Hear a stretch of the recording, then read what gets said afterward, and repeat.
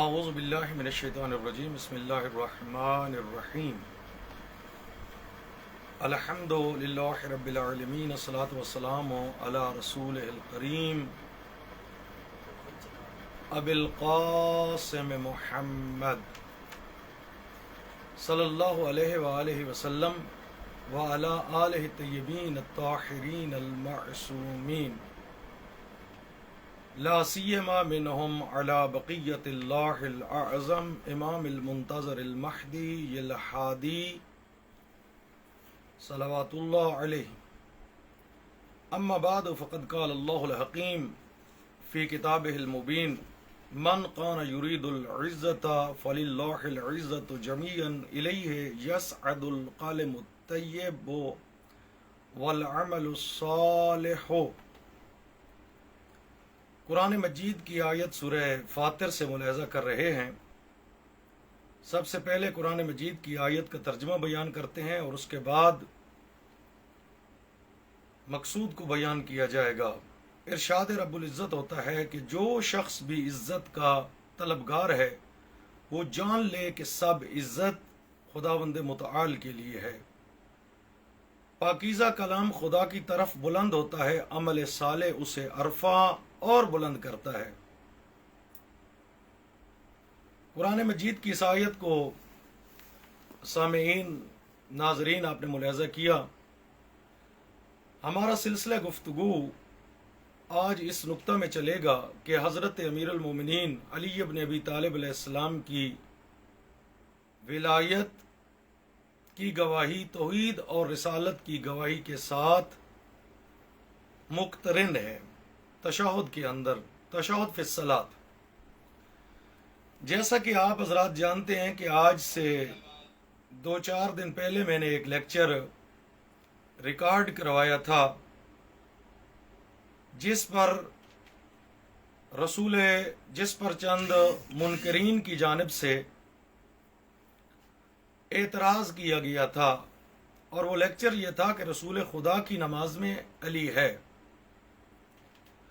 اور ان کی سب سے بڑی دلیل جو ان کے نزدیک تھی وہ یہ تھی کہ سورہ بنی اسرائیل کی آیت نمبر 110 لا تجہر بصلاتک ولا تخافت بها وابتغ بین ذلک السبیلا، یہ آیت نسخ ہے، منسوخ ہے، اور اس کا ناسخ جو بیان کیا تھا فاصدع بما تؤمر ہے۔ خیر، تو ہم کب اس حقیقت سے پھر رہے ہیں؟ دیکھیں، قرآن کی اس آیت میں رسول خدا کو حکم دیا گیا تھا کہ آپ نہ آہستہ کہیں اور نہ بلند آواز سے کہیں۔ تو آیت کے اندر جو حکم منسوخ ہوا ہے، آیت کے اندر حکم منسوخ یہ ہوا ہے کہ اب آپ اس کو اعلانیہ بیان کریں۔ خیر، اس کے متعلق ہم وضاحت دے چکے ہیں کہ یہ اس آیت کا شان نزول جہاں عقیدہ سے مربوط ہے، وہیں پر اس آیا کا شان نزول جو ہے تشہد صلاۃ سے بھی مربوط ہے۔ اور ہم نے اس مطلب پر شیخ طوسی رحمہ اللہ، مفسر تفسیر المیزان علامہ طباطبائی اور مسالک الافہام کا حوالہ دیا تھا۔ یہ 3 حوالے ہم نے آپ حضرات کی خدمت میں دیے تھے، اور اس کے علاوہ اور 6 ادلہ ہم نے بیان کی تھی۔ آج تک ان دلائل کا جواب کسی نے نہیں دیا ہے۔ خیر، ہو تو کوئی جواب دے۔ بنابر اس کے آج کی اس گفتگو میں قرآن مجید کی اس آیت کو ملاحظہ کیا کہ جس میں بیان کیا گیا ہے کہ پاکیزہ کلام یعنی کلم الطیب، تو سب سے دیکھتے ہیں پہلے کہ اس کلم الطیب کا اطلاق کس چیز پر ہوتا ہے۔ اس کلم طیب کے اطلاق کو ملاحظہ کرتے ہیں تو سامعین محترم، کلم الطیب کا جو اطلاق ہے اس کے متعلق مختلف اقوال پائے جاتے ہیں۔ خیر، ان تمام اختلافات کو یہاں پر بیان کرنا میرا نہ مقصود ہے، وہ انشاءاللہ میری کتاب جو ہے اثبات الولایہ فی التشہد، اس کے اندر یہ تمام حقائق بیان کر چکا ہوں۔ تو اس کلم الطیب کی حقیقت میں جو ائمہ معصومین علیہ الصلوۃ والسلام سے مروی ہے، اس کلم الطیب سے مراد عقائد حقہ کو بھی لیا گیا ہے۔ ویسے لفظ کلم یہ اسم جنس سے جمعی ہے، میں اب نحو یا لغوی اعتبار سے اس میں بحث نہیں کرنا چاہتا۔ خیر، کلم الطیب کے مختلف اطلاقات ہیں، اور وہ اطلاقات جو مفسرین کی زبانی بیان ہوئے، ان اطلاقات کو بیان کرنا یہاں پر میرا مقصود نہیں ہے۔ میں یہاں پر فقط اور فقط اس اطلاق کو بیان کرنا چاہتا ہوں جو ائمہ اہل بیت علیہ الصلوۃ والسلام کے فرامین کی روشنی میں بیان ہوا ہے۔ ان ابی عبداللہ علیہ السلام فی قول اللہ عز وجل الیہ یصعد القلم الطیب والعمل الصالح یرفعہ۔ حضرت امام جعفر صادق علیہ السلام نے فرمایا کہ وہ کلم طیب جو خداوند متعال کی طرف بلند ہوتا ہے اور عمل صالح اسے ارفع اور بلند کرتا ہے، ولایتنا اہل البیت، سرکار فرماتے ہیں کہ وہ ہم اہل بیت کی ولایت ہے۔ یہ روایت جو میں نے پڑھی ہے، یہ کتاب الکافی جلد نمبر 1 صفحہ نمبر 430۔ دوسرا اس کا حوالہ ہے برہان فی تفسیر القرآن جلد نمبر 4 اور صفحہ نمبر 539 ہے۔ مناقب آل ابی طالب میں بھی ہے، اور اس کے علاوہ دیگر کتابوں میں بھی یہ روایت موجود ہے۔ اس کے بعد دوسری روایت یہاں پر پڑھنا چاہتا ہوں، حضرت امام علی رضا علیہ الصلوۃ والسلام کا قول ہے۔ سرکار فرماتے ہیں کہ کلم الطیب قول لا الہ الا اللہ محمد الرسول اللہ علی ولی اللہ وخلیفتہ حقا۔ یہ آگے مفسر روایت ہے۔ سرکار فرماتے ہیں کہ کلم طیب قول ہے، لا الہ الا اللہ محمد الرسول اللہ علی ولی اللہ۔ تو اس کے علاوہ دیگر روایات بھی اس مطلب کے اوپر دلالت کرتی ہیں، اور بعین ہی حضرت امام جعفر صادق علیہ الصلوۃ والسلام کا بھی ایک اور فرمان ہے۔ یہ تیسری روایت میں یہاں پر آپ کی خدمت میں بیان کر رہا ہوں کہ الکلم الطیب قول المومن۔ سرکار فرماتے ہیں کہ کلم طیب قول مومن ہے، لا الہ الا اللہ محمد الرسول اللہ علی ولی اللہ وخلیفۃ رسول اللہ۔ اس کے علاوہ چوتھی روایت ہے ولایتہم کلم الطیب، ائمہ اہل بیت علیہ السلام کی ولایت ہی کلم طیب ہے۔ اور اس کے علاوہ اہل سنت کے نزدیک کلم طیب ذکر، دعا، قرات قرآن مجید پر مشتمل ہے۔ خیر، یہ ایک نقطہ نظر تھا جو آپ کی خدمت میں بیان کیا۔ تو برادران محترم، آیت کو بیان کرنے کے بعد اور 4 روایات جو مذہب آل محمد کی نمائندگی کرنے والی معتبر ترین کتب ہیں، ان کتب سے میں نے سامعین و ناظرین محترم آپ کی خدمت میں بیان کیا۔ اب میں ان روایات سے استدلال کرنا چاہتا ہوں، اور قرآن مجید کی اس آیت سے استدلال کرنا چاہتا ہوں۔ استدلال یہ ہے کہ کیا تشہد پر کلمے کا اطلاق ہوتا ہے یا نہیں ہوتا ہے۔ کوئی شخص بھی منکر ولایت علی ابن ابی طالب علیہ السلام اس بات کا انکار نہیں کر سکتا ہے کہ تشہد پر بھی نیز کلمے کا اطلاق ہوتا ہے۔ جب تشہد پر کلمے کا اطلاق ہوتا ہے، دیکھو الکلم اس میں جنس جمعی ہے جو کلمہ طیبہ کو بھی شامل ہے، کلمہ تشہد کو بھی شامل ہے۔ تو اس کے اندر قرآن کی اس آیت کے ذیل میں بیان ہونے والی 4 روایات سے میں نے ثابت کیا ہے کہ کلم الطیب کا اطلاق وحدانیت کی گواہی، رسالت کی گواہی، اور حضرت امیر المومنین علی ابن ابی طالب علیہ السلام کی ولایت کی گواہی، یہ کلمے طیب ہیں. تو بنابر اس کے تشہد کی جو حایت ہونی چاہیے، تشہد کی جو صورت ہونی چاہیے، تشہد کی اس حایت اور صورت میں ان 3 گواہیوں کا ذکر کیا جانا چاہیے. خیر، اس کے بعد ناظرین محترم، استدلال دوم، علم الاصول کے اندر اصالت الاطلاق کا ایک قاعدہ پایا جاتا ہے. کسی بات کا اطلاق اس وقت تک رہتا ہے جب تک اس کے لیے کسی مقید کو بیان نہ کیا جائے. تو لہذا علم الاصول کے اس قاعدہ اطلاق کو یہاں پر جاری کرو یا اصالت العموم کو جاری کرو تو نہ تو اس کے لیے اپنا کوئی مقید ہے اور نہ ہی کوئی مخصص ہے. یہ میرا کھلم کھلا چیلنج ہے، اور ان احباب کو چیلنج ہے جن سے حضرت امیر المومنین علی ابن ابی طالب علیہ السلام کی ولایت کی گواہی برداشت نہیں ہوتی ہے. وَإِن كُنتُمْ فِي رَيْبٍ مِّمَّا نَزَّلْنَا عَلَىٰ عَبْدِنَا فَأْتُوا بِسُورَةٍ مِّن مِّثْلِهِ وَادْعُوا شُهَدَاءَكُم مِّن دُونِ اللَّهِ إِن كُنتُمْ صَادِقِينَ. یہ چیلنج، اور میں نے اپنے چیلنج پر قرآن مجید کی ایک آیت کو تلاوت کیا ہے.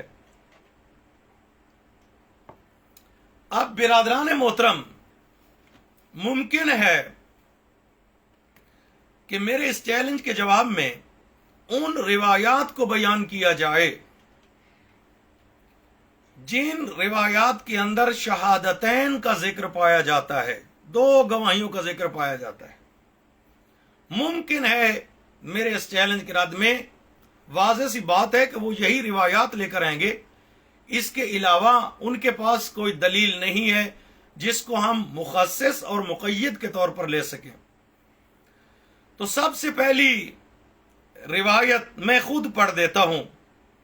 تہذیب الاحکام، وسائل الشیعہ، الاستبصار اور مستدرک میں نقل ہوئی ہے. محمد بن یحییٰ عن احمد بن محمد عن الحجال عن ثعلبہ بن میمون عن یحییٰ بن طلحہ عن ثورہ بن کلیب قال سألت ابا جعفر عن ادنى ما يجزي من التشهد فقال الشهادتان. حضرت امام محمد باقر علیہ السلام سے پوچھا گیا کہ کم سے کم تشہد جو نماز میں کافی ہے، یعنی مجزی التشہد ہے، وہ کیا ہے؟ آپ نے فرمایا فقال الشہادتان، آپ نے فرمایا کہ وہ 2 گواہیاں ہیں.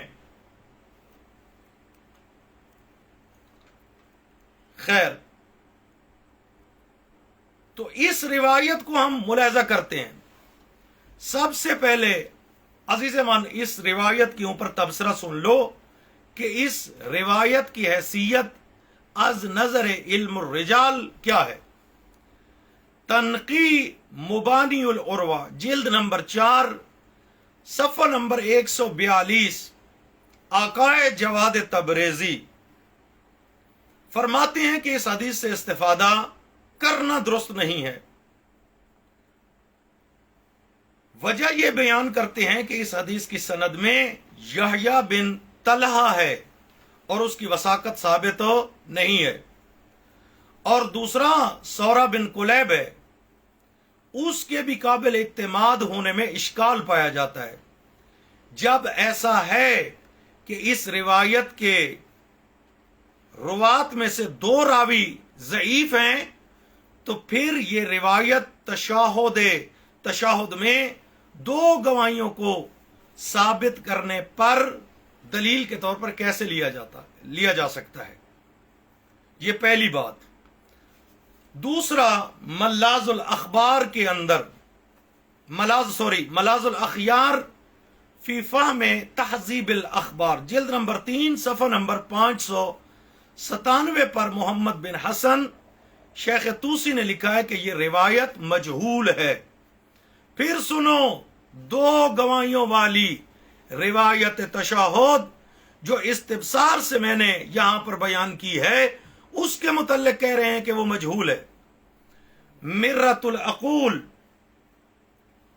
فی شرح اخبار آل الرسول جلد نمبر 15 اور صفحہ نمبر 161 پر لکھا ہے کہ یہ روایت مجہول ہے۔ درست ہے؟ ضعیف ہے، مجہول ہے، اور یہ میں بعد میں بیان کروں گا کہ مجہول کون سی روایت ہے اور ضعیف کون سی روایت ہے۔ خیر، فروع کافی اردو ترجمہ جلد نمبر 2 صفحہ نمبر 102 پر یعقوب کلینی نے بھی اس روایت کو مجہول قرار دیا۔ 5واں اس روایت کے متعلق المستند فی شرح العروۃ الوثقی جلد نمبر 15 میں ابو القاسم خوئی فرماتے ہیں والمراد بالشہادتین ہما الشہادتان المعہودتان المشار الیہما فی بقیت الاخبار۔ ابو القاسم خوئی اس روایت کے ذیل میں فرماتے ہیں کہ 2 گواہیوں سے مراد وہی 2 معروف گواہیاں ہیں جن کی جانب باقی روایات میں اشارہ ہے، یعنی توحید کی گواہی اور رسالت کی گواہی۔ اس بات کو بیان کرنے کے بعد وہ فرماتے ہیں وَهِيَ ضَعِیفَةٌ، یہ روایت ضعیف ہے۔ یہ کس کا نقطہ نظر ہے؟ ابو القاسم خوئی کا نقطہ نظر ہے۔ تو بنابر اس کے حضرت امام محمد باقر علیہ السلام سے جو سوال کیا گیا کہ نماز میں مجزی تشہد کتنا ہے، کم سے کم کتنا تشہد پڑھنا چاہیے، اور مولا نے جو فرمایا کہ کم سے کم تشہد 2 گواہیوں پر مشتمل ہے، اس روایت کے متعلق میں 5 فحول العلماء بزرگ علماء کا نقطہ نظر بیان کر چکا ہوں جو مجتہد کی ڈگری پر فائز ہیں۔ عقائے جواد تبریزی، محمد بن حسن شیخ توسی، مرآت العقول علامہ مجلسی، فروع کافی کے ترجمے پر لکھا ہے کہ یعقوب کلینی نے بھی اس کو ضعیف قرار دیا، اور 5واں ابو القاسم خوئی بھی اس روایت کے متعلق بیان کر رہے ہیں کہ یہ روایت کیا ہے؟ یہ روایت ضعیف ہے۔ تو جب یہ روایت ضعیف ہے اور بعض نے اس کو مجہول قرار دیا، تو برادران محترم یہاں پر علم الرجال کی روشنی میں آپ کی خدمت میں بیان کرتا جاؤں کہ مجہول اور ضعیف روایت میں فرق کیا ہے۔ روایت مجہول سے مراد وہ روایت ہے جس کا ایک راوی یا اس کے چند راوی غیر معروف اور انجانے ہوں، یا رجالی منابع میں ان کے بارے میں ایسا اظہار خیال نہ پایا جائے جو ان کی وثاقت پر دلالت کر رہا ہو۔ اور حدیث ضعیف وہ روایت یا حدیث ہے جس میں صحیح، حسن، موثق اور کبھی جیسی قسموں میں سے کسی ایک کی شرط نہ پائی جائے۔ کلیئر ہوگی بات؟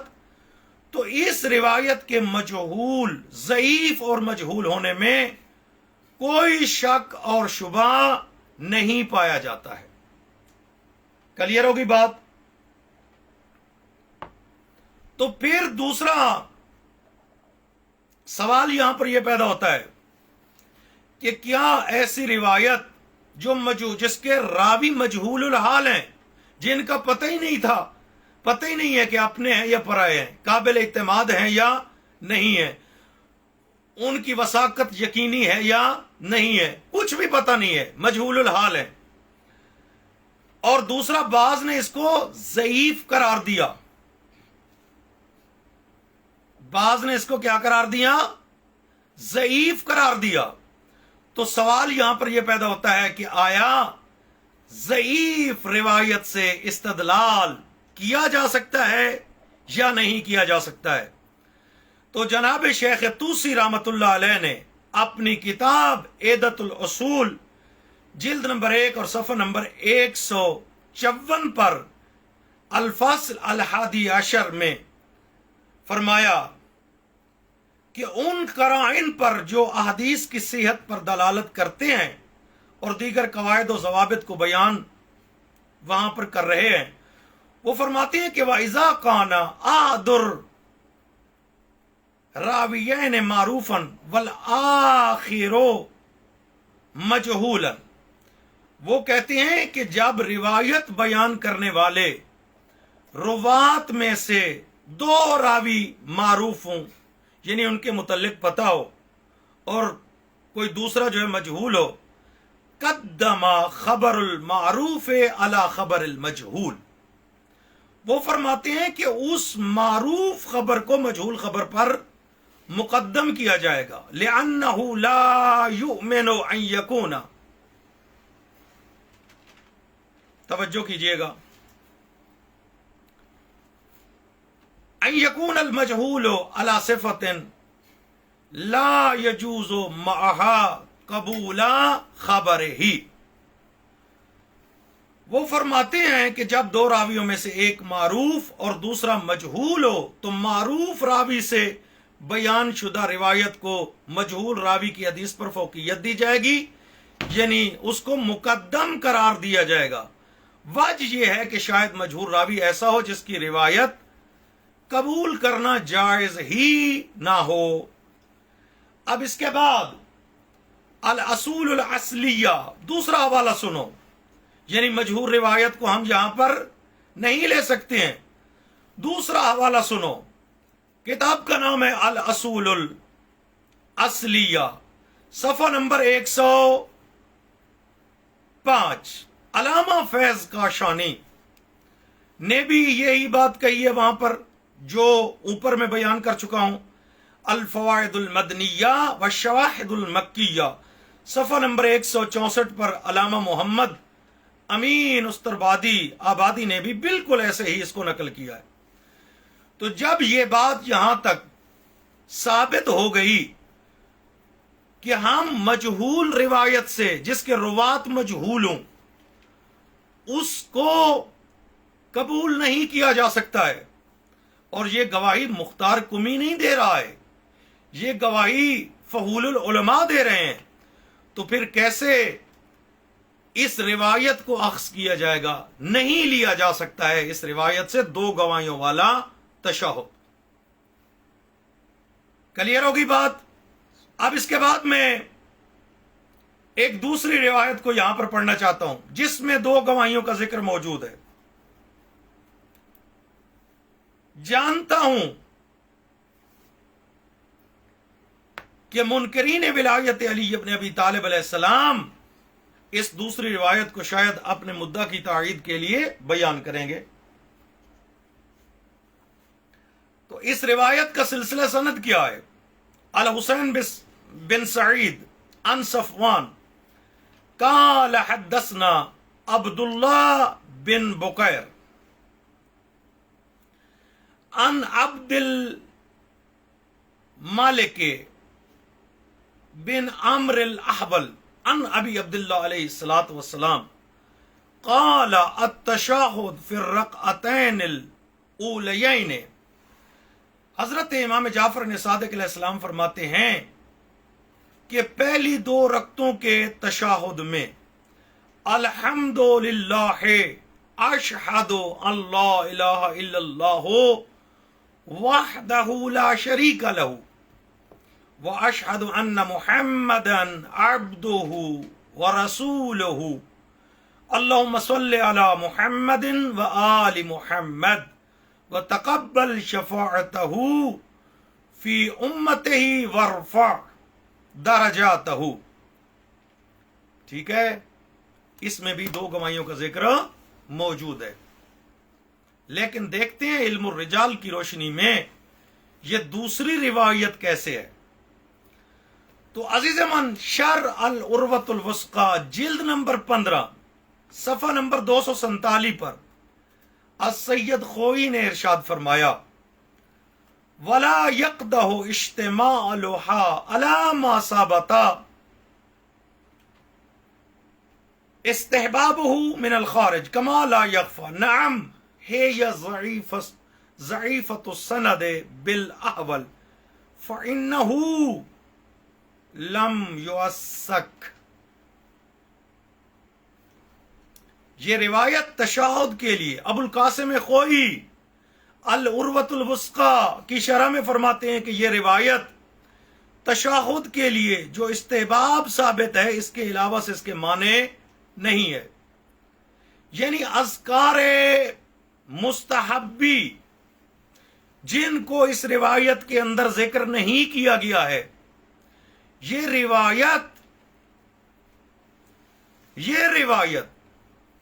ان اذکار کے لیے کسی قسم کی کوئی ممنوعیت نہیں رکھتی ہے. خیر یہ ایک علیحدہ بات ہے، لیکن بات ہماری اس نقطہ میں چل رہی ہے کہ آیا علم الرجال کی روشنی میں یہ دو گواہیوں والی روایت کیسے ہے؟ الحمدللہ اشہد ان لا الہ الا اللہ وحدہ لا شریک لہ واشہد ان محمدا عبدہ ورسولہ اللہم صلی علی محمد وآل محمد وتقبل شفاعتہ فی امتہ. یہ کیسے ہے؟ اس کو ہم نے سمجھنا ہے. تو ابو القاسم خوئی کہہ رہا ہے، مختار کمی نہیں کہہ رہا، یا کوئی دوسرا موالی نہیں کہہ رہا ہے. وہ فرماتے ہیں کہ یہ روایت بھی ضعیف ہے. اس روایت کے ضعیف ہونے کی وجہ وہ کیا بیان کرتے ہیں؟ چونکہ عبد الملک بن عمر الاحول جو ذکر ہوا ہے نا، اس کے ذکر کی ہونے کی وجہ سے یہ روایت سند کے اعتبار سے ضعیف ہے، چونکہ یہ موثق نہیں ہے، یہ قابل اعتماد نہیں ہے، اور سلسلہ روات میں اس کی بات پر اعتماد نہیں کیا جا سکتا ہے.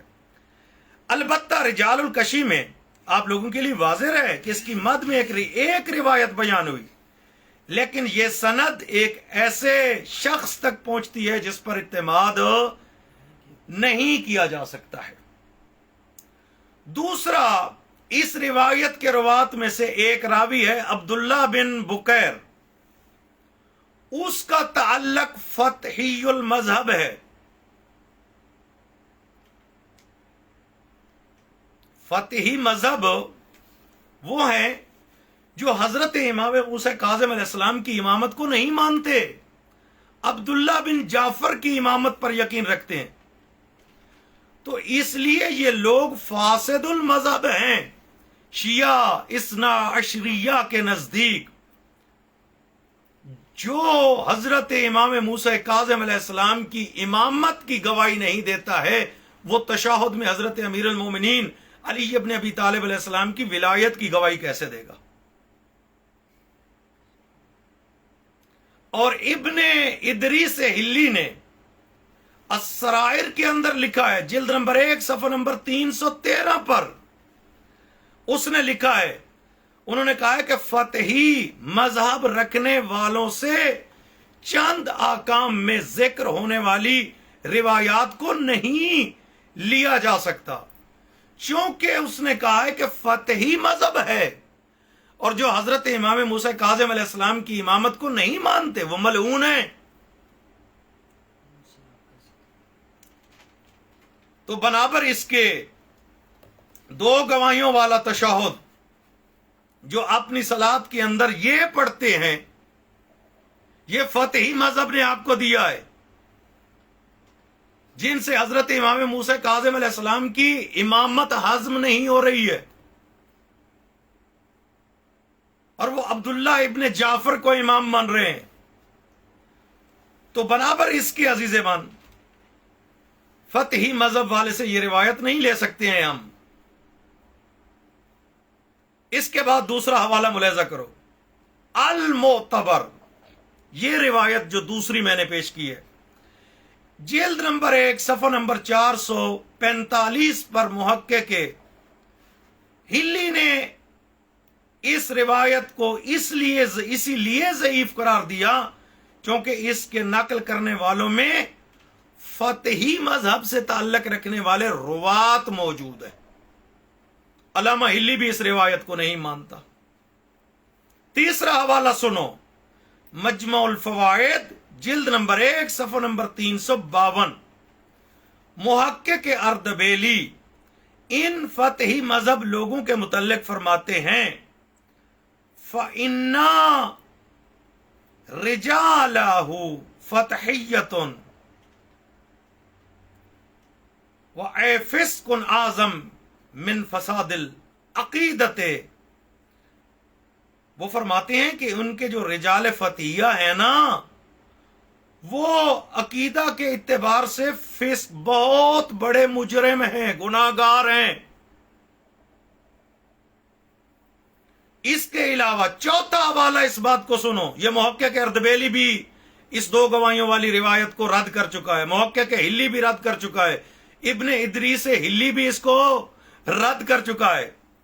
اب فتحی مذہب سے 2 گواہیوں والا تشہد لینے والے احباب شہید ثانی اور محقق ہلی نے چوتھا حوالہ سنو، فتحی مذہب رکھنے والے راویوں کی روایات کو قبول نہیں کیا.